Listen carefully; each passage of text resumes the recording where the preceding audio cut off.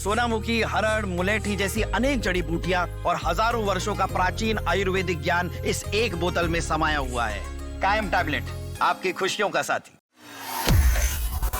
इन दिनों अमेरिकी राष्ट्रपति डोनाल्ड ट्रंप पूरी दुनिया को एक अलग पैगाम देने की कोशिश में है। दरअसल अमेरिकी फर्स्ट नीति के तहत यूएस प्रेसिडेंट डोनाल्ड ट्रंप अब काम कर रहे हैं। लगातार पूरी दुनिया में कई देशों पर अमेरिकी राष्ट्रपति ने दबाव बनाना शुरू कर दिया और इस बीच खबर ये आ रही है कि बांग्लादेश के अंतरिम सरकार के मुखिया मोहम्मद यूनुस ट्रंप को खुश करने के लिए गाजा में सेना भेजने वाले थे। हालांकि ऐसा क्या हुआ कि बाद में फिर बांग्लादेश को उल्टा झटका लग गया। दरअसल आपको बता दें, बांग्लादेश में फिलिस्तीन के समर्थन में सक्रिय संगठन पैलेस्टाइन सॉलिडेरिटी कमेटी ने सरकार को साफ शब्दों में चेतावनी दी कि वह गाजा के लिए प्रस्तावित इंटरनेशनल स्टेबलाइजेशन फोर्स में किसी भी तरह की भागीदारी से दूर रहे। संगठन ने साफ कर दिया कि बांग्लादेश का ऐतिहासिक और नैतिक पक्ष हमेशा फिलिस्तीनी जनता के साथ रहा और किसी अंतर्राष्ट्रीय सैन्य ढांचे में शामिल होना इस नीति के खिलाफ होगा। मीडिया रिपोर्ट्स के मुताबिक समिति ने एक बयान जारी कर अंतरिम सरकार की उस कथित रुचि की कड़ी आलोचना की जिसमें गाजा के लिए बनाए जा रहे अंतर्राष्ट्रीय स्थितिकरण बल में शामिल होने की बात कही गई। समिति का कहना है कि गाजा इस वक्त गंभीर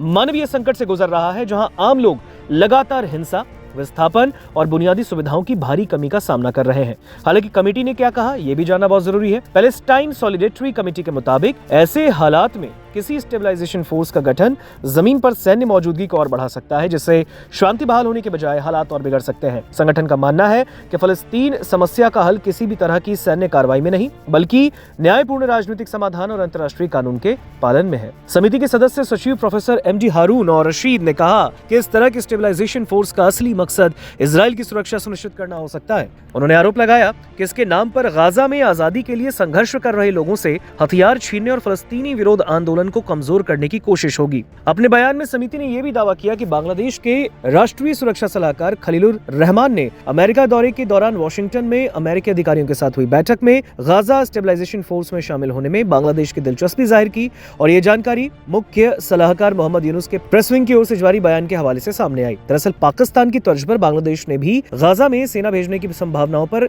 विचार के संकेत किए थे। राष्ट्रीय सुरक्षा सलाहकार ने अमेरिकी उप विदेश मंत्री एलिसन हुकर से मुलाकात के दौरान सैद्धांतिक स्तर पर इस प्रस्ताव की चर्चा की और इस बात को लेकर अब देश के भीतर विरोध तेज हो गया है। हालांकि पैलेस्टाइन सॉलिडेरिटी कमेटी ने याद दिलाया कि बांग्लादेश खुद संघर्ष और आजादी की लड़ाई से जन्मा देश है और ऐसे में यहाँ की जनता स्वाभाविक रूप से उत्पीड़न और कब्जे के खिलाफ खड़े लोगों के दर्द को समझती है। संगठन का कहना है कि बांग्लादेश ने हमेशा UN और अंतर्राष्ट्रीय मंचों पर फिलिस्तीन के आत्मनिर्णय के अधिकार का समर्थन किया और इजरायली कब्जे की आलोचना की। समिति के मुताबिक गाजा स्टेबलाइजेशन फोर्स में शामिल होना बांग्लादेश की इसी नैतिक और कूटनीतिक स्थिति को कमजोर कर सकता है। फिलहाल सरकार की ओर से इस चेतावनी पर कोई आधिकारिक प्रतिक्रिया नहीं आई, लेकिन यह मुद्दा ऐसे वक्त में उठा जब गाजा और मिडिल ईस्ट की स्थिति पूरी दुनिया की राजनीति में केंद्र में बनी है।